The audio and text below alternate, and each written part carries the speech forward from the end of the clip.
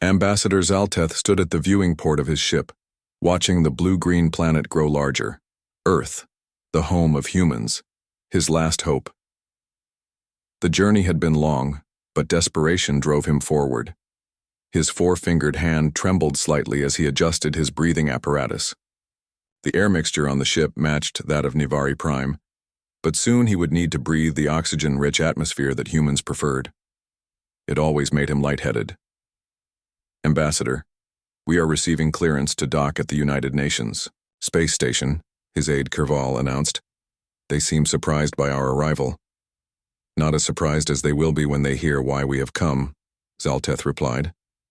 His oval eyes, with vertical pupils like a cat's, narrowed in thought. Back on Nivari Prime, the High Council had called him mad. Some had even suggested he was committing treason by seeking help from such a primitive species. Humans had only achieved faster-than-light travel 50 years ago.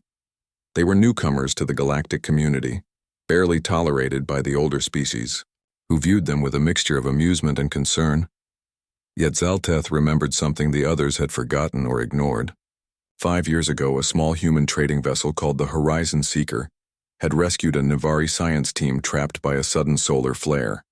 The captain, a human named Jack Donovan, had risked his ship and crew to save them.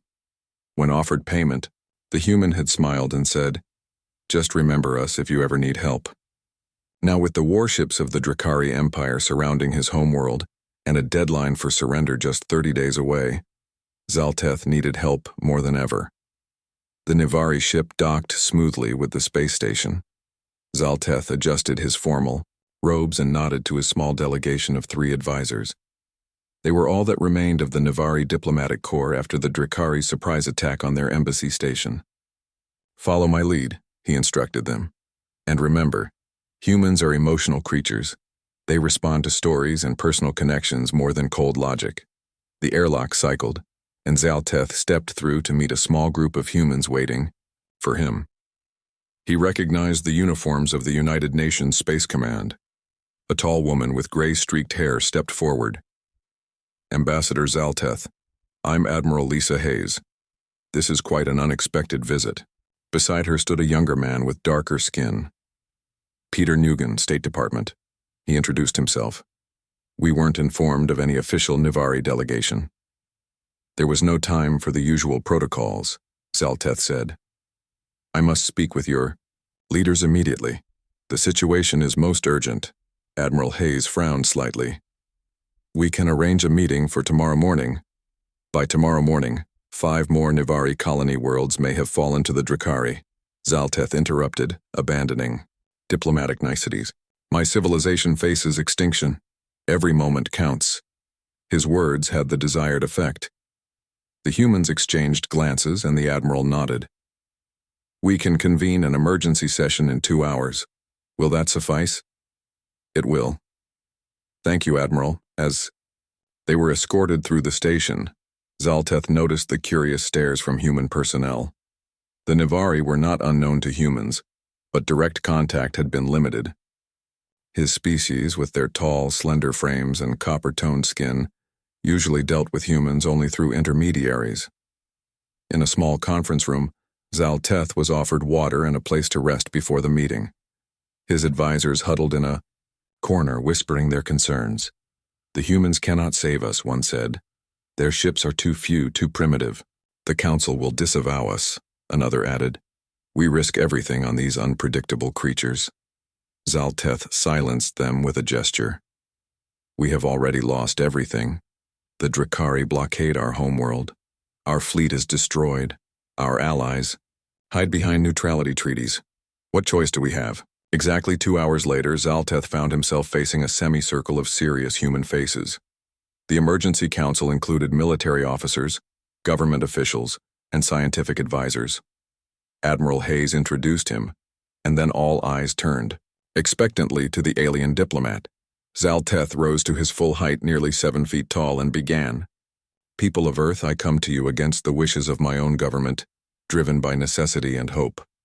3 weeks ago, the Drakari Empire launched an unprovoked attack against the Nivari Confederation.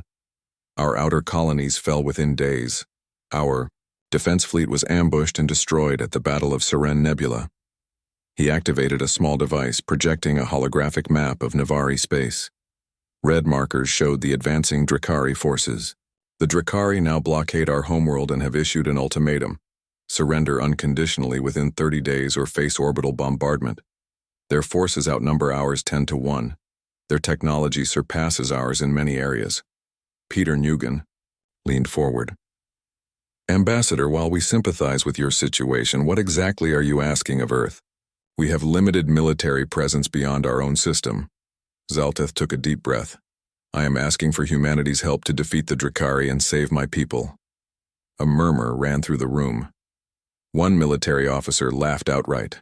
Ambassador, a general said, the Drakari have hundreds of warships. We've seen the intelligence reports. They're one of the most powerful forces in this sector. What could we possibly do that your own military couldn't? Zalteth fixed his gaze on the man. Fight differently. The room grew quiet. Zalteth continued. 5 years ago, a human captain named Jack Donovan saved a Navari science team caught in a solar storm. He used unorthodox methods, flying through radiation levels our own pilots would never risk. When asked why, he said humans specialize in doing the impossible. He looked around the room. The Drakari expect us to fight according to the established rules of galactic warfare. But humans, you have no such constraints. Your history is filled with innovations born of desperation. Your species turned the tide of battles through creativity and unexpected strategies. Admiral Hayes studied him carefully. You want us to show you how to fight a guerrilla war against a superior force. I want you to show us how humans would fight when everything is at stake. Zalteth corrected. The Drakari are powerful but rigid. They expect surrender or conventional resistance. They do not understand the human factor. A woman in civilian clothes spoke up. What do we get in return for this help? Resources, knowledge, friendship, Zalteth answered. The Navari Confederation has rich asteroid belts for mining. We have medical techniques unknown to your science. Most importantly, you gain a grateful ally in a galaxy that has thus far kept humanity at arm's length. The humans asked many more questions about Drakari weaknesses, Navari capabilities, the political situation. Zalteth answered as fully as he could, hope growing as he saw thoughtful expressions replace dismissive ones. Finally, Admiral Hayes stood. Ambassador Zalteth, we need time to discuss this privately and consult with our government. Can you give us 3 days? 3 days. 3 days while his people faced annihilation. But Zalteth knew rushing humans would not help. They needed to reach their own decisions in their own way. 3 days, he agreed. But please remember, the Drakari deadline does not change. As he left the chamber, Zalteth heard the heated debate begin behind him. He had done all he could. Now he could only wait and hope that humanity would live up to its reputation for doing the unthinkable when the odds seemed impossible. The 3 days of waiting felt like an eternity to Zalteth. He paced the guest quarters provided by the humans, checking his communication device constantly for updates from home. The news was never good. 2 more Navari outposts had fallen. The Drakari were systematically cutting off all escape routes from the home system.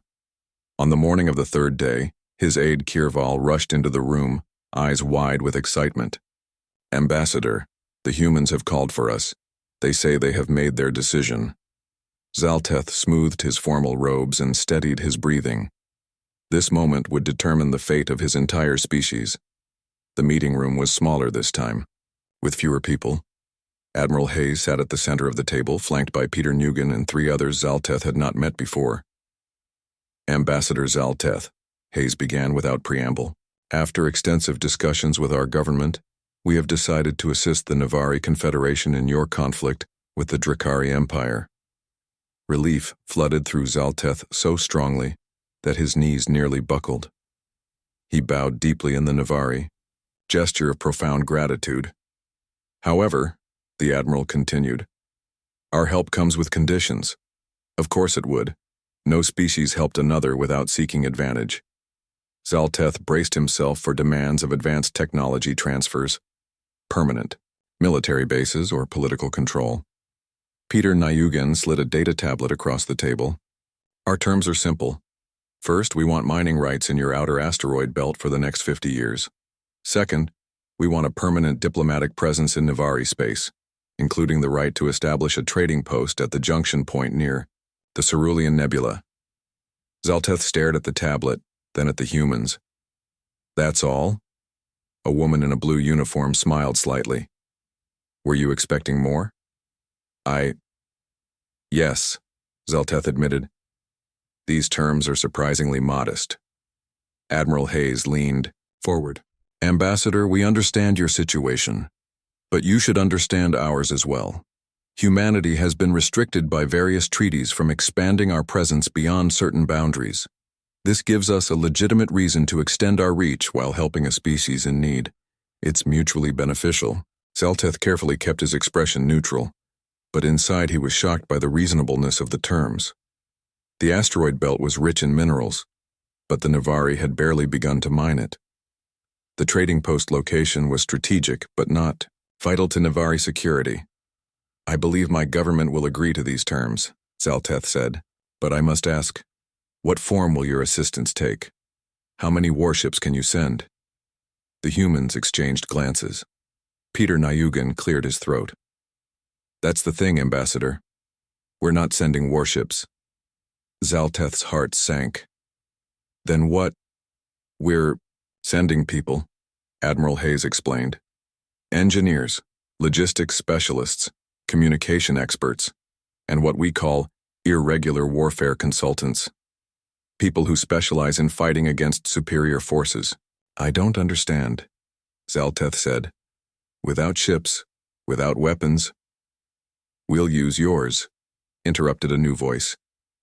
A woman had entered the room, wearing a uniform with different markings than the others.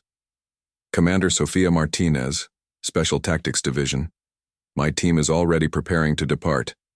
Behind her stood a tall man with dark skin and keen eyes. Alan Blackwood, Chief Engineer. We've studied the specs of your ships and defense systems. They're not bad, just conventionally deployed. Zalteth looked from one human to another, in confusion. You plan to advise us on how to fight? The Drakari outnumber us 10-1. Commander Martinez smiled, and Zalteth was struck by how predatory that simple facial expression could appear on a human. Numbers aren't everything, Ambassador. The way you use what you have matters more. We humans have a long history of fighting against superior forces. And winning, added Blackwood. Admiral Hayes stood. We need you to send word to your government immediately. Accept our terms and prepare to receive our team within 48 hours. Time is running short. Zalteth sent the message at once. The reply came 6 hours later, grudging acceptance from a desperate High Council, along with sharp questions about what the humans actually planned to do. The next morning, Zalteth found himself aboard a human transport ship, surrounded by crates of equipment and about 30 humans in various uniforms and work clothes. They seemed remarkably casual about flying into a war zone. Have you ever fought the Drakari before? He asked Commander Martinez as they prepared for departure. Nope, she replied, checking something on her datapad. But we've studied them. Highly hierarchical command structure, rigid tactics, excellent technology, but poor adaptability. They always follow their military doctrine to the letter. Which is why they almost always win, Zalteth pointed out. Against enemies who play by the same rules, sure, said Alan Blackwood, joining them. But humans have a saying, if you can't win the game, change the rules. The journey to Nivari Prime took 4 days at maximum speed. As they traveled, the humans spent hours studying Nivari technology, culture, and defense capabilities. They asked questions that Zalteth had never considered, about civilian communication networks, industrial facilities, even entertainment systems. Why do you need to know about our weather monitoring station, he asked one specialist. Because everything connects, she replied cryptically. Everything can be used. When they dropped out of faster-than-light travel at the edge of the Nivari system, they were immediately hailed by a Drakari patrol ship. Unidentified vessel, you are entering a military exclusion zone. Identify yourself or be fired upon." The human pilot looked to Martinez, who nodded. "This is Earth Transport Venture, on a diplomatic mission to Nivari Prime. We are unarmed and carrying humanitarian personnel." There was a long pause before the Drakari responded. "Earth vessel, you are permitted to proceed. Be advised that any attempt to deliver military supplies will be considered an act of war against the Drakari Empire." "Understood, Drakari Patrol. We're just here to talk." When the communication ended, Martinez turned to Zalteth with a grin. "They're curious about us. That's good. Curiosity means hesitation." As they approached Nivari Prime, the full reality of the situation became clear. Dozens of massive Drakari warships hung in orbit around the planet. The once proud Nivari defense fleet was reduced to a handful of damaged ships clustered around the main space station. On the planet's surface, the High Council waited to meet the human delegation with a mixture of desperation and skepticism. First, Minister Velnar greeted them coldly. "So these are the primitives you believe will save us, Ambassador? I see no fleet. I see no weapons." Commander Martinez stepped forward, unperturbed by the alien leader's tone. "What you see, First Minister, is humanity's greatest weapon, our minds. And in 25 days you'll see something else, the Drakari in retreat." Velnar scoffed. "With what? Dreams and wishes?" Alan Blackwood was already examining the defense schematics on a nearby display. Without looking up, he said, "With everything you already have, just used in ways they'll never expect." The humans immediately set to work, splitting into teams, with different focuses. Some began modifying communication systems. Others worked with Nivari engineers on ship systems. A third group started training sessions with Nivari military personnel.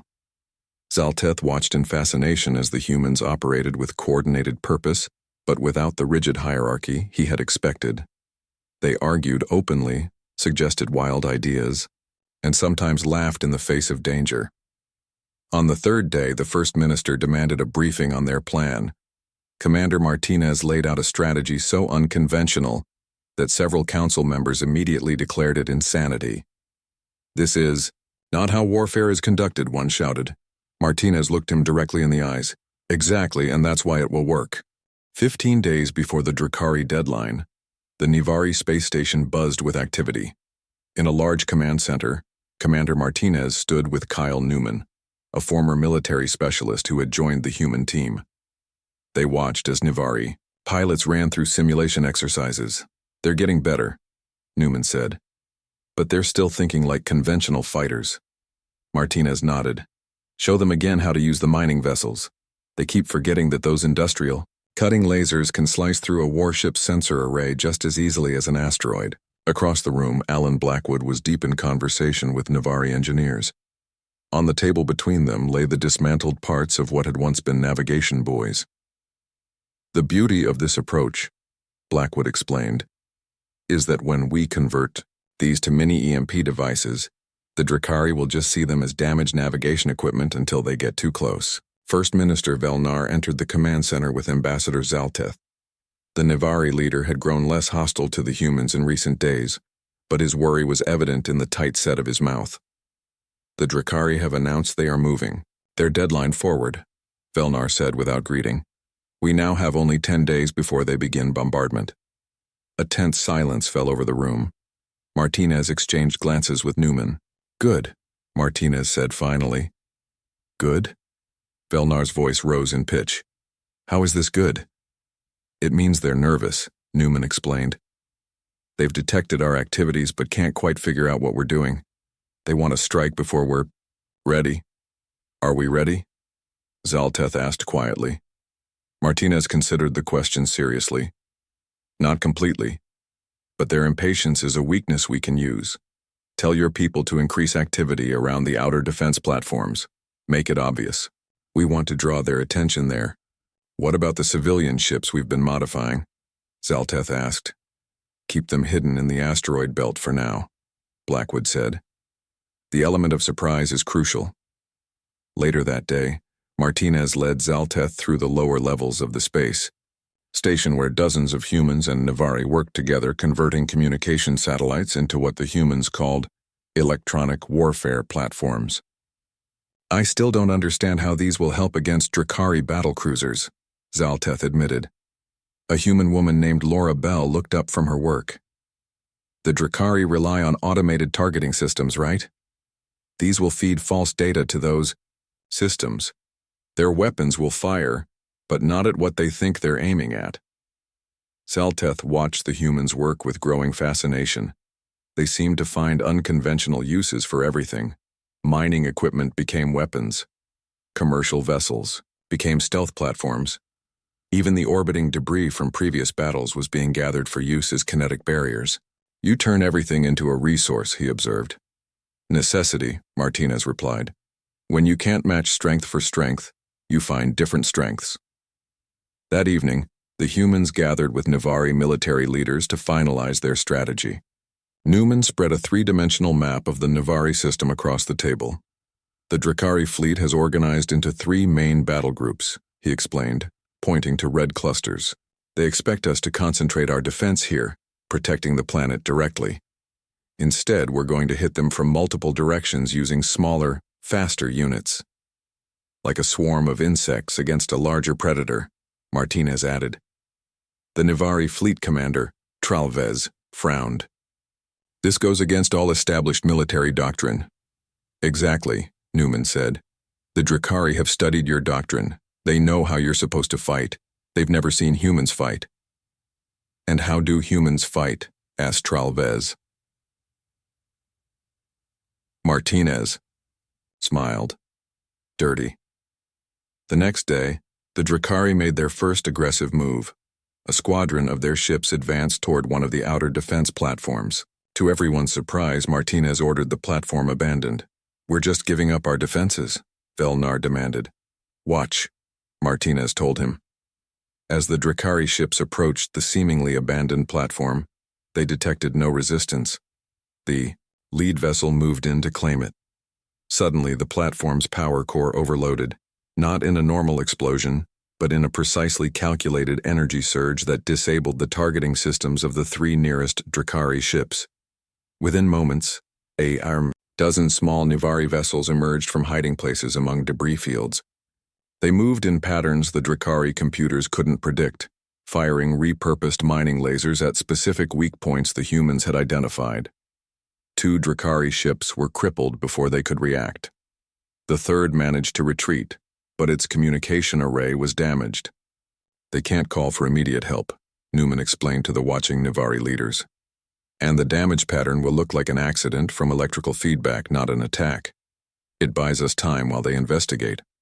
First Minister Velnar stared at the tactical display. You sacrificed a defense platform to disable 3 enemy ships? We sacrificed outdated technology to disable advanced technology, Martinez corrected. A good trade. Over the next 3 days, similar accidents befell Drakari ships throughout the system.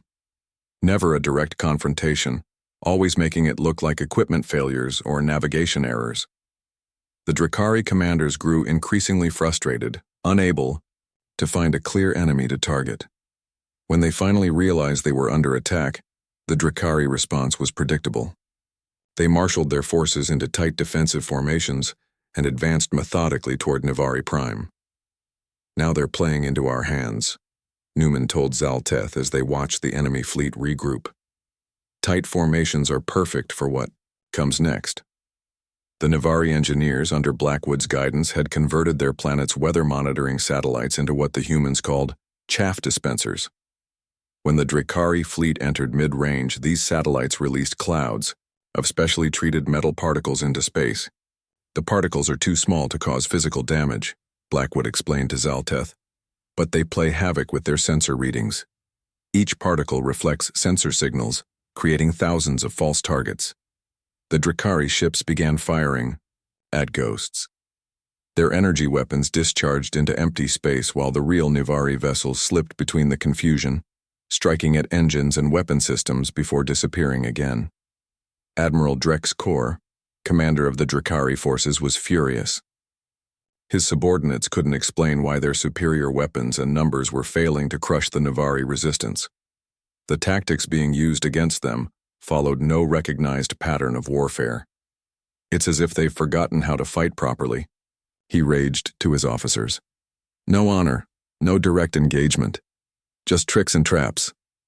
Meanwhile, on the Navari command station, Martinez gathered the leadership for a critical update.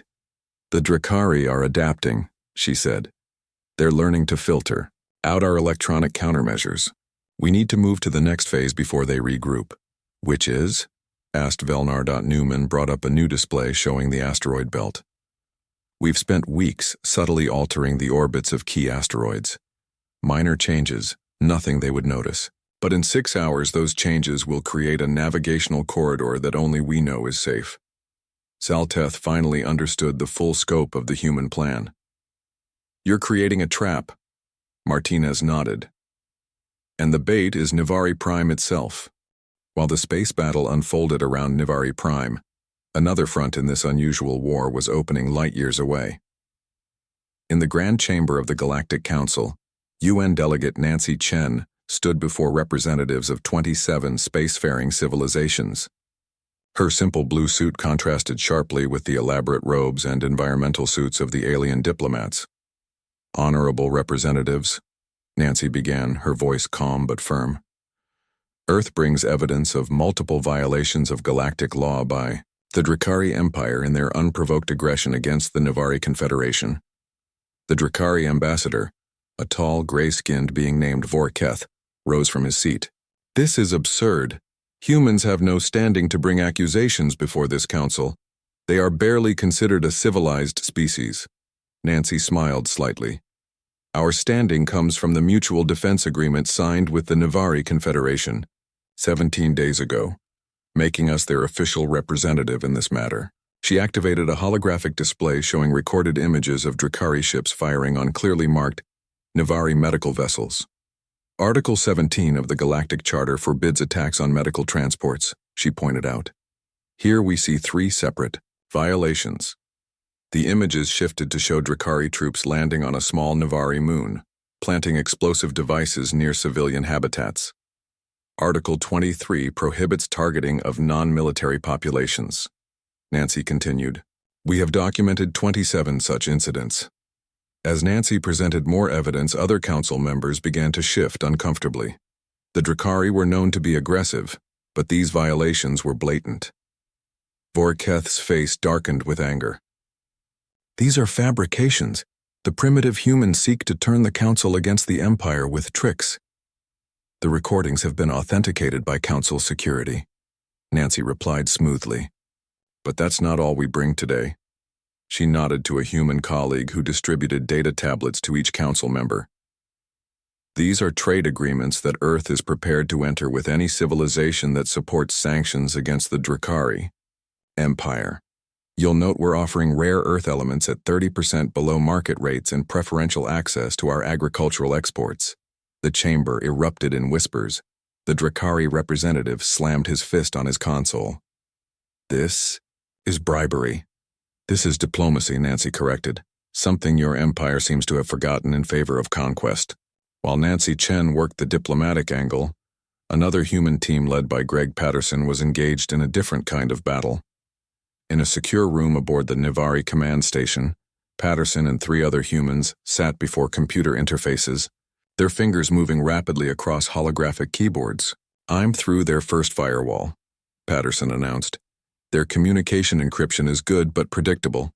Next to him, a young woman named Mia Wong nodded.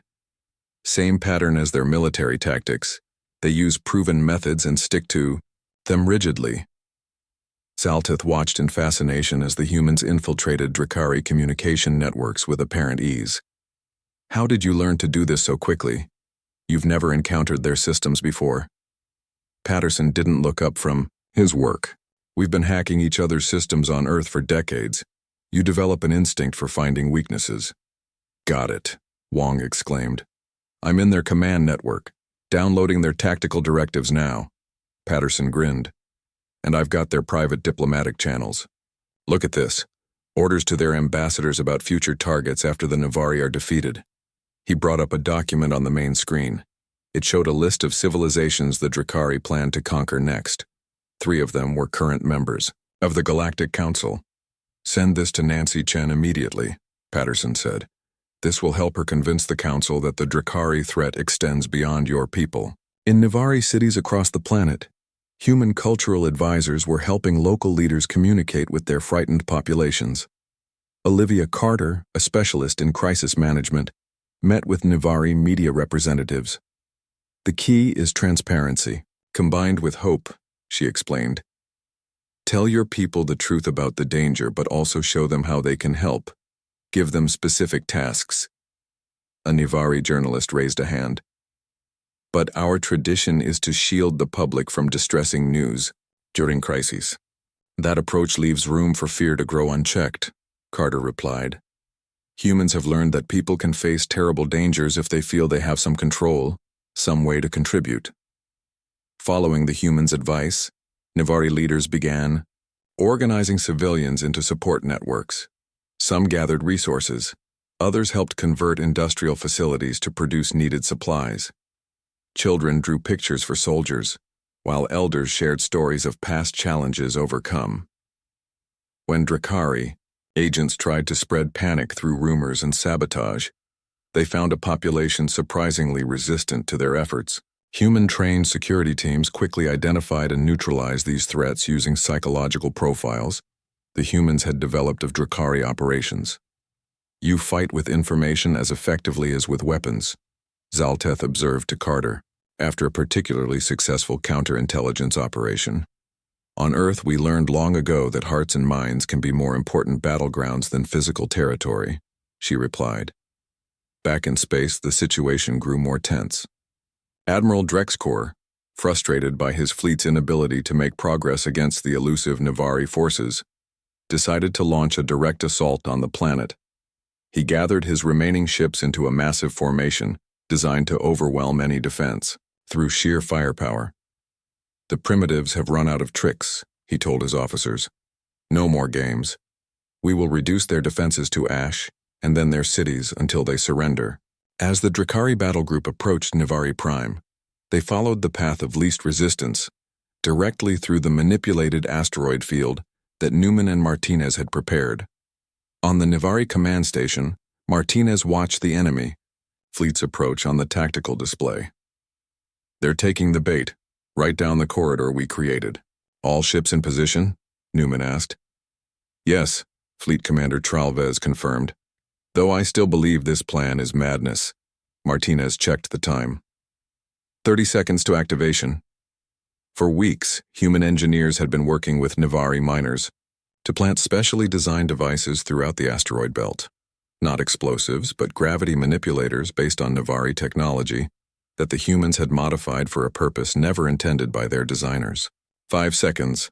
Martinez counted down. 3, 2, 1. Now. Throughout the asteroid field, the devices activated simultaneously. The careful balance the humans had created was instantly disrupted. Asteroids that had been held in carefully, calculated positions began to move, slowly at first, then with increasing speed. The Drakari fleet suddenly found itself in the middle of a closing trap. Asteroids converged from all directions, not in a random cascade but in a precisely choreographed pattern that left no clear escape route. Evasive action, Admiral Drexkor ordered, but the tight formation he had chosen now worked against them. Ships collided with each other as they tried to maneuver in the confined space.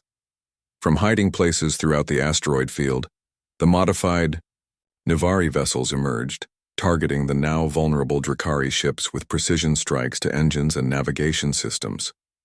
We don't need to destroy them all, Martinez had explained during planning. Just trap them, disable their ability to fight effectively. As the asteroids continued their deadly dance, the Drakari fleet broke apart in confusion. Some ships were crushed between massive rocks. Others were left drifting with disabled engines. A few managed to escape the trap, only to face the waiting Nivari defense forces. Admiral Drexkor watched in horror as his mighty fleet disintegrated around him. How? He demanded of his tactical officer. How could the Nivari conceive of such a strategy? The officer had no answer. Nothing in their experience had prepared them for this kind of warfare, Not a direct confrontation of strength against strength, but a complex trap that turned their own power and expectations against them. 3 days after the asteroid trap decimated half the Drakari fleet, Admiral Drexicor faced a difficult decision. His remaining ships had regrouped at the edge of the Navari system, but their situation was precarious. Reports from across the Empire brought more bad news. The Galactic Council had imposed trade sanctions. Several previously neutral species were now openly supporting the Navari. Supply lines from the Drakari homeworld were being harassed by raiders using tactics suspiciously, similar to those employed by the Navari. How could everything change so quickly? Drexicor demanded of his war council.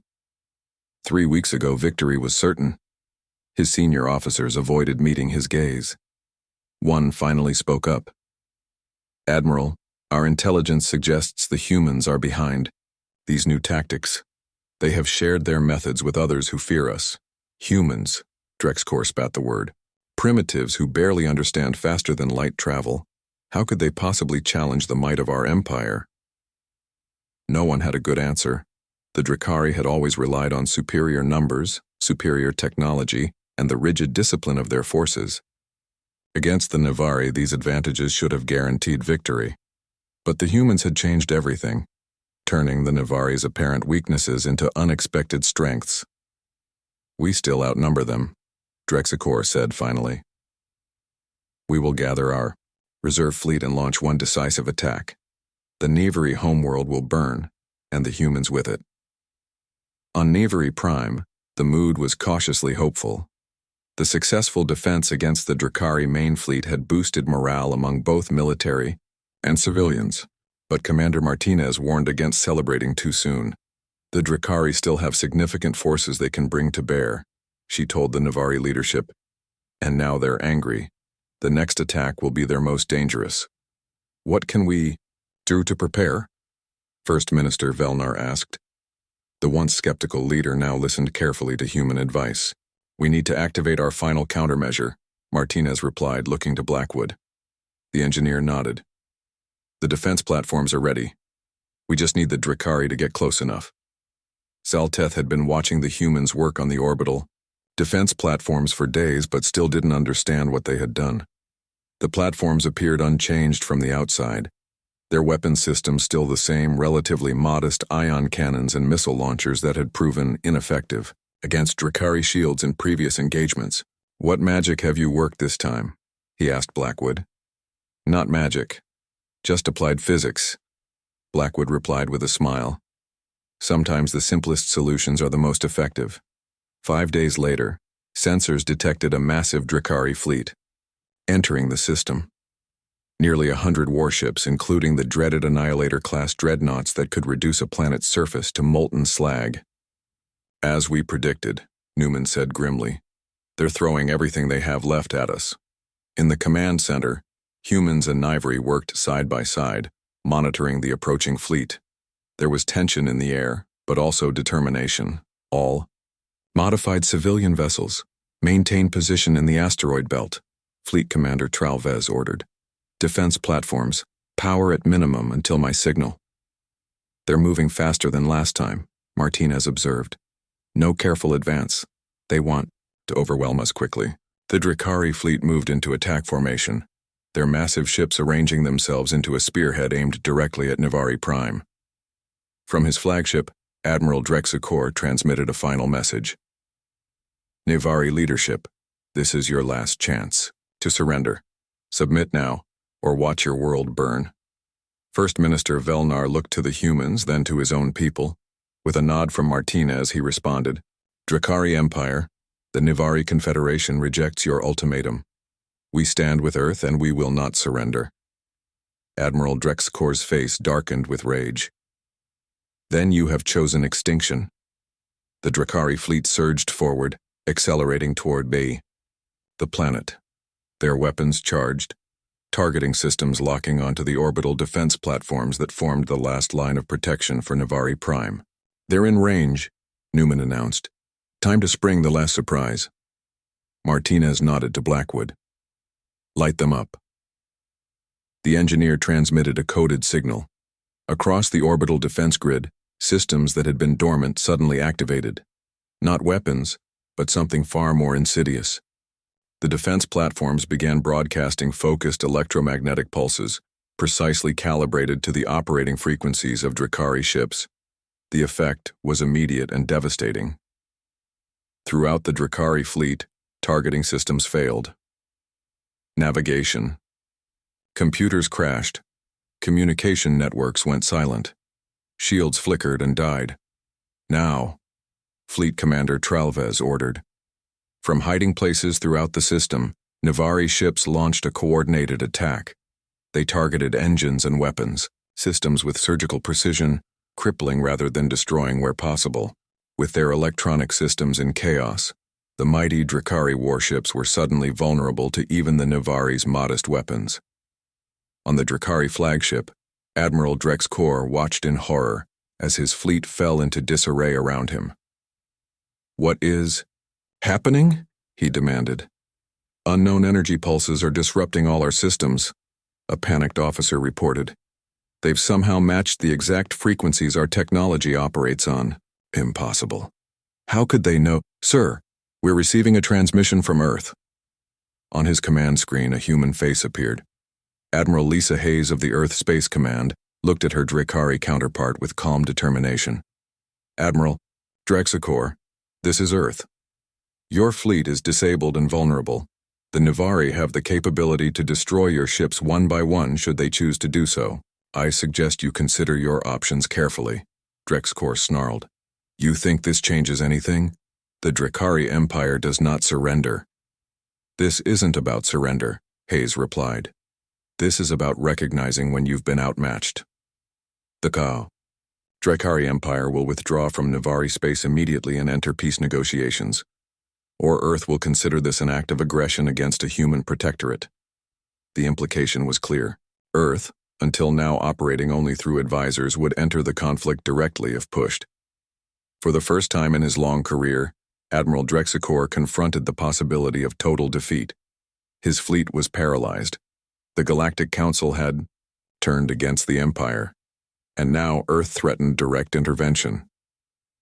"You have 1 hour to begin withdrawal," Hayes said before ending the transmission. In the end, the decision was simple. With their ships vulnerable and their strategic position collapsed, the Drakari had no choice. The mighty fleet that had come to destroy Navari Prime instead limped away in disgrace. As the last enemy ships disappeared from sensor range, celebration erupted throughout the Navari system. A civilization that had faced extinction just weeks before had emerged victorious against overwhelming odds. In the aftermath, as the Navari began rebuilding, Zalteth sought out the human delegation. He found Commander Martinez and her team preparing to return to Earth. "How can we ever repay you?" the ambassador asked. "You saved our entire species." Martinez smiled. "The mining rights and diplomatic presence are payment enough. Besides, we gained valuable experience and new allies. That's worth a lot in this galaxy." As the humans prepared to depart, a Navari transport arrived at the station. From it emerged a human man that Zalteth recognized from pictures, but had never met in person. "Captain Donovan," Zalteth said in surprise. Jack Donovan, the merchant, captain who had saved a Navari science team years ago, smiled warmly. "Ambassador Zalteth, I came as soon as I heard the news. Quite an adventure you've had. When you told us to remember you if we needed help," Zalteth said, "I never imagined what form that help would take." Jack smiled. "That's the thing about humans. When we say we owe you a favor or you owe us one, expect the unthinkable." As news spread throughout the galaxy of how humanity had helped the Navari defeat the supposedly invincible Drakari, other species began to look at humans with new respect and more than a little fear. Humanity had arrived on the galactic stage, not through superior technology or overwhelming force, but through creativity, adaptability, and a uniquely human approach to solving problems. The Galactic Council created a new classification for humanity: protected species with special diplomatic status. The official reason was to facilitate human integration into galactic society. The unofficial reason, understood by all, was to keep close watch on a species that had proven itself frighteningly unpredictable and effective. As Earth's representatives signed the new treaty, Admiral Hayes whispered to Peter Nayugan, "They still don't understand, do they?" "No," he replied quietly. "They think we're dangerous because we helped the Navari win a war.